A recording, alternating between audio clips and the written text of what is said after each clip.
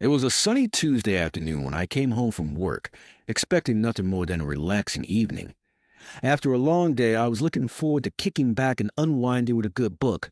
But little did I know, everything was about to change in the most unexpected way. As I stepped up to my front door, I noticed a letter sticking out of my mailbox. It wasn't the usual pile of bills or junk mail. This one had a bold urgent stamp across the top in bright red letters. A chill ran down my spine as I reached for it.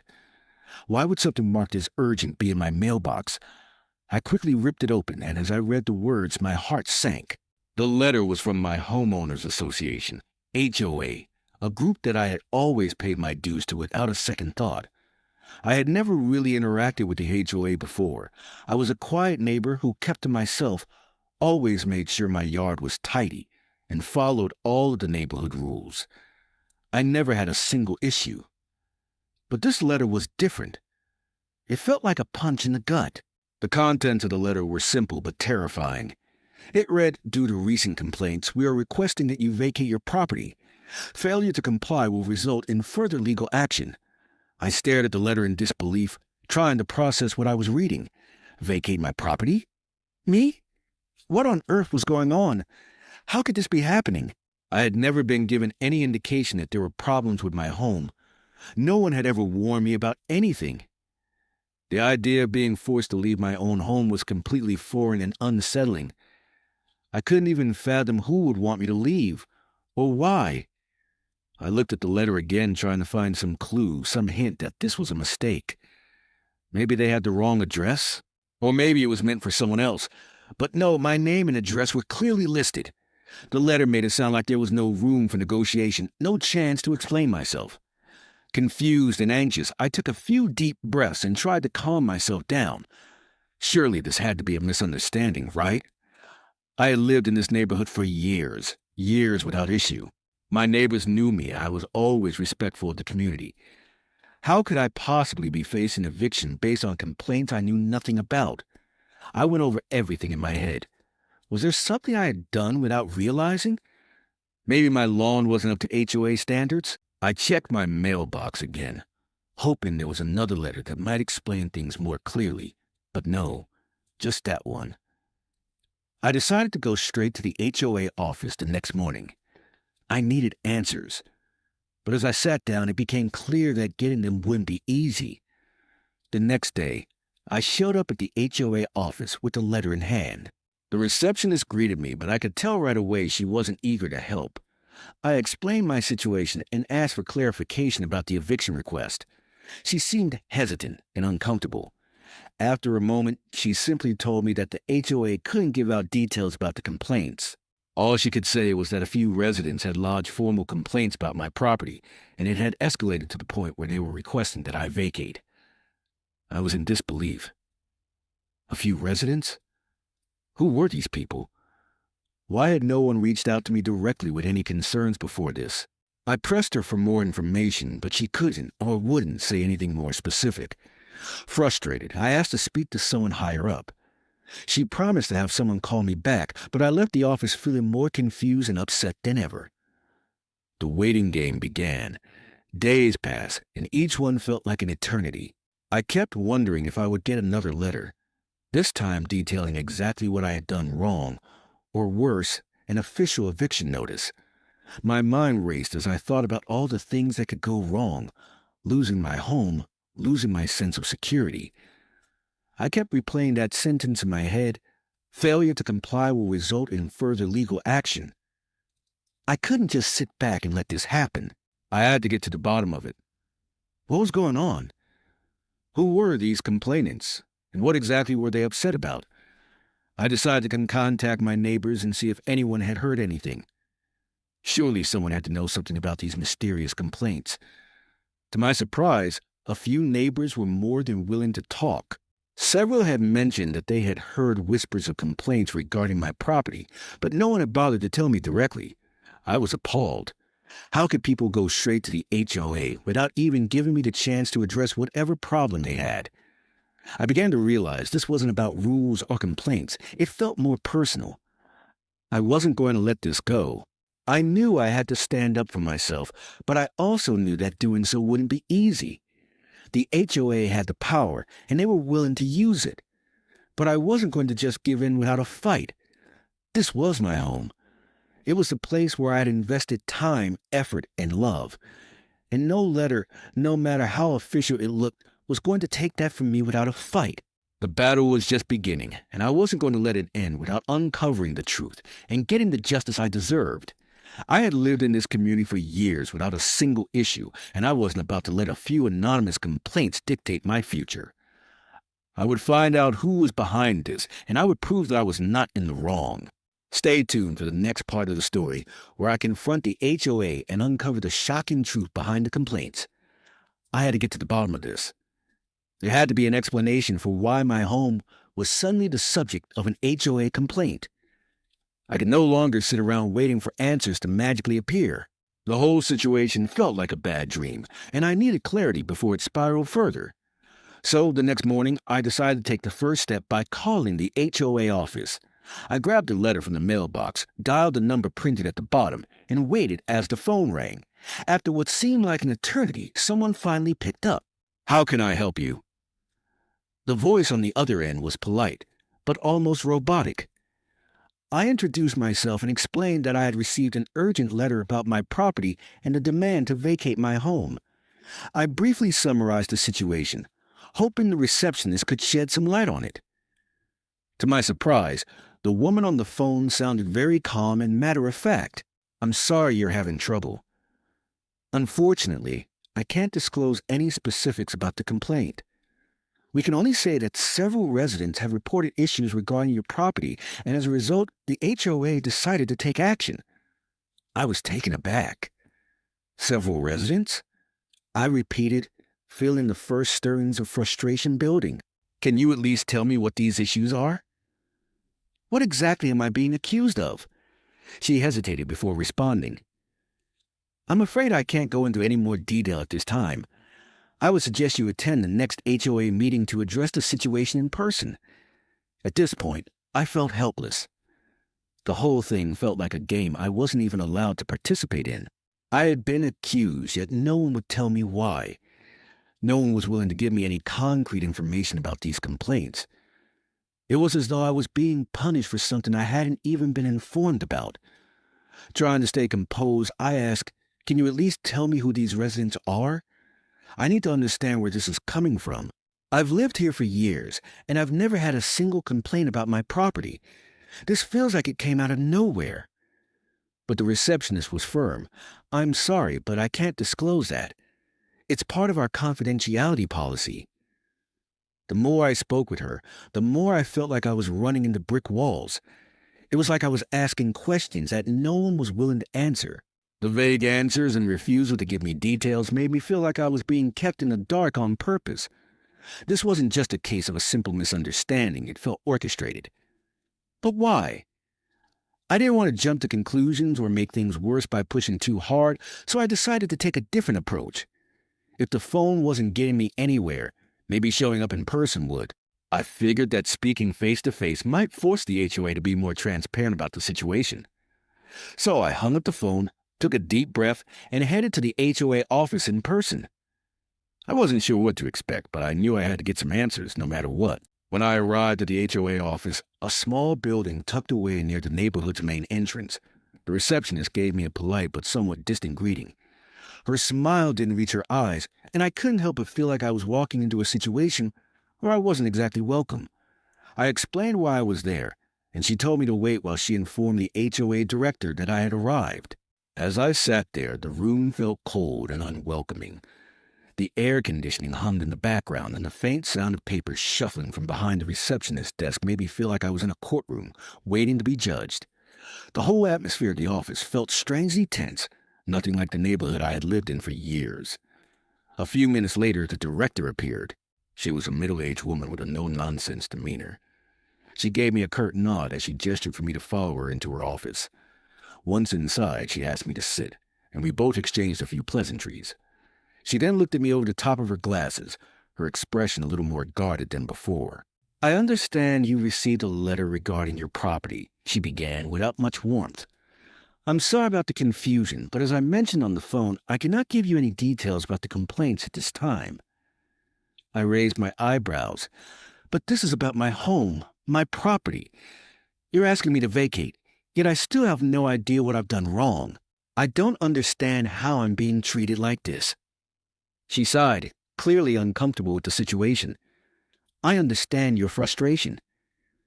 The complaints came from several residents, and as per HOA policy, we are required to take action based on these reports. Unfortunately, we can't discuss specific residents or complaints in detail due to privacy concerns. However, we are following the proper channels, and you have a chance to explain your side at the next meeting. I couldn't believe what I was hearing. It felt like I was caught in an endless loop of bureaucracy, and no one was willing to give me the transparency I desperately needed. I had tried to be a responsible homeowner, and now I was being treated like a criminal. I left the meeting feeling more helpless than ever. The director had given me no new information, and the lack of accountability was infuriating. Who were these residents who were causing all this trouble? Why were they making complaints about my property? At this point, I knew I couldn't just sit back and hope it would resolve itself. I was being wrongfully accused without even knowing why, and it was time to take action. But the road ahead was unclear, and I wasn't sure what would happen next. Still, one thing was certain: I wasn't going down without a fight.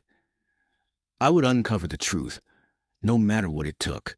The following day, I headed back to the HOA office, feeling a sense of urgency that I hadn't felt in a long time. I wasn't sure exactly what to expect from the meeting, but I was determined to finally get some clarity. The receptionist, who had been fairly distant before, seemed slightly more accommodating this time. She offered a polite smile as I walked up to the counter.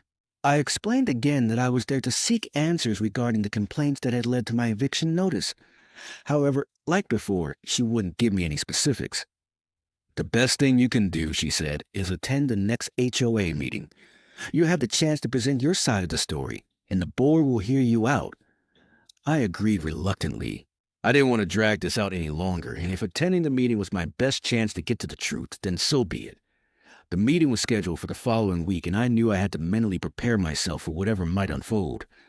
In the days leading up to the meeting, I spent hours collecting everything I could to present a clear case. I gathered photos of my yard, any emails or notes I had exchanged with neighbors over the years, and even a few video recordings I had of events I had hosted, just in case I needed proof of how well I maintained my property.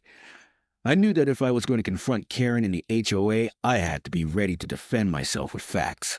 The day of the meeting arrived, and I walked into the small conference room at the HOA office. The atmosphere was tense, almost palpable. A few other homeowners sat at the long table, their faces serious, some familiar, others I had never seen before. It felt like everyone in the room was anticipating some kind of major confrontation, and I realized this was probably more than just a typical HOA meeting. This was a showdown. When the HOA board called my name, I felt my heart rate pick up. Every eye in the room was suddenly on me, and I stood up, trying to project calm despite the racing thoughts in my mind. I walked to the front of the room, took a deep breath, and began to explain my situation. I received a letter from the HOA requesting that I vacate my property due to complaints. I've been living here for years without any issues, and I have no idea what these complaints are about. I'm here to ask for clarification and to understand what, if anything, I've done wrong, I said, trying to keep my voice steady. There was a brief silence in the room before the HOA board members began whispering among themselves, likely deliberating on how to proceed. Just as I thought the tension couldn't get any worse, a woman stood up from the back of the room. I recognized her immediately, Karen, the woman I had seen walking her dog in the neighborhood several times.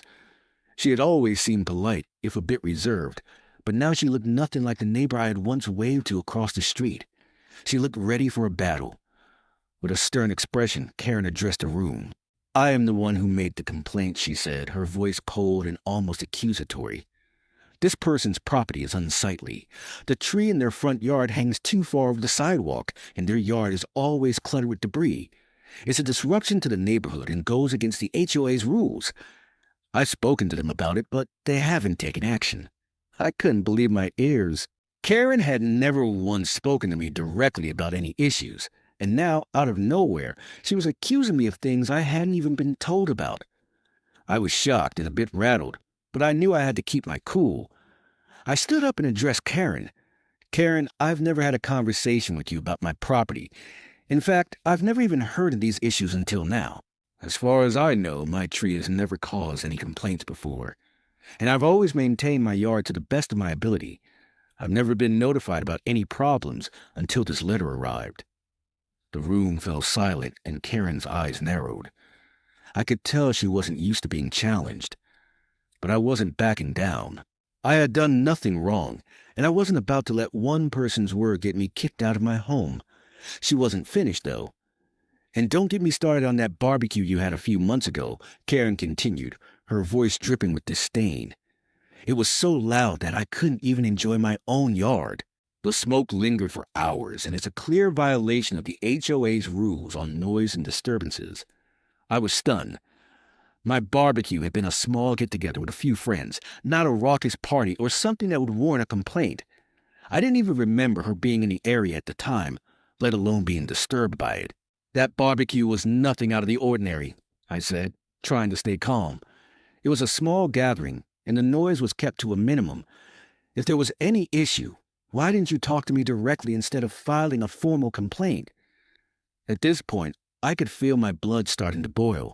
Karen's accusations were completely exaggerated, and none of them seemed substantial enough to justify an eviction notice. I had been a responsible homeowner, maintained my property well, and been a good neighbor. And now I was facing eviction over what seemed to be petty grievances. The HOA board members looked at each other, clearly trying to make sense of the situation. It was clear that Karen's complaints didn't add up, and I could sense that the board was starting to realize that something didn't feel right. This doesn't seem like a situation that warrants eviction, one of the board members spoke up. We will need to investigate this further before taking any drastic actions. It wasn't a complete win yet, but I felt a glimmer of hope. The board members were starting to see through Karen's vague and exaggerated complaints. I wasn't going to be pushed around, and I was starting to feel like I had a chance to clear my name. As the meeting wrapped up, I knew the fight wasn't over, but at least I had made my case. I had stood my ground, confronted my accuser, and showed that Karen's complaints were baseless. Now, it was up to the HOA to do the right thing, but I was prepared for whatever came next. I wasn't about to let Karen or the HOA push me around any longer. After everything I had been through, I knew I had to stand firm and defend myself. I wasn't going to let a vague complaint from one individual dictate my future in my own home. I had always been a good neighbor, paid my dues, and followed the rules. So why was I being targeted like this? I wasn't going to back down without a fight. I took a deep breath and stood up again, this time with a stronger, more determined voice. "Excuse me," I said, addressing the HOA board. "I understand that Karen has raised concerns about my property, but I've been living here for years without any issues. My home is well maintained, and I've always followed the community guidelines. So why am I being singled out now?" I paused for a moment to let my words sink in. The room was quiet, but I could sense that the tension had shifted. More and more people were starting to pay attention, and I was starting to feel like I wasn't the only one in this fight. I continued. If Karen had concerns, why didn't she come to me directly? Instead of speaking to me, she went straight to the HOA, and now my entire living situation is at risk. At that moment, I noticed a shift in the atmosphere. I wasn't the only one questioning Karen's motives. One of my neighbors, a middle-aged man who I recognized from down the street, spoke up. "She's right," he said, his voice loud and clear. "Karen's complaints don't make sense. We've all been neighbors for years, and I've never heard anything about these issues before. It's ridiculous to think that something as minor as a tree branch or a barbecue could get someone evicted." I could hardly believe what I was hearing. Another neighbor, a woman with short blonde hair, chimed in as well. "Karen has done this before. She's always complaining about something. She's the one who filed complaints against other neighbors for things like too many flowers in their yard or leaves in the street. She even once tried to get a neighbor evicted because they had a pet bird." My heart skipped a beat. It was clear now that Karen wasn't just targeting me. She had a long history of stirring up trouble for other people in the neighborhood. The more people spoke up, the more I realized that Karen's reputation wasn't as spotless as I had initially assumed. In fact, it was becoming clear that her complaints were often baseless, and this wasn't the first time she had used the HOA as a weapon to get what she wanted. The room, which had been tense and hostile at the beginning, was slowly starting to turn in my favor. More neighbors were speaking out, supporting me and pointing out the flaws in Karen's accusations. The HOA board members, who had remained quiet and detached up until this point, were beginning to take notice. Hold on, one of the board members said, trying to regain control of the situation. We're here to listen, and we're hearing multiple sides of the story now. This is important, and we need to look at all of this more carefully. Another board member, a woman with glasses, nodded in agreement. It's clear there's more to this than just a few minor complaints. We'll need to review the situation more thoroughly before making any decisions. We can't just go off of vague accusations. A wave of relief washed over me. For the first time since this nightmare had begun, it seemed like I might actually be able to keep my home. The board was starting to recognize that Karen's claims weren't strong enough to justify the drastic action she was demanding.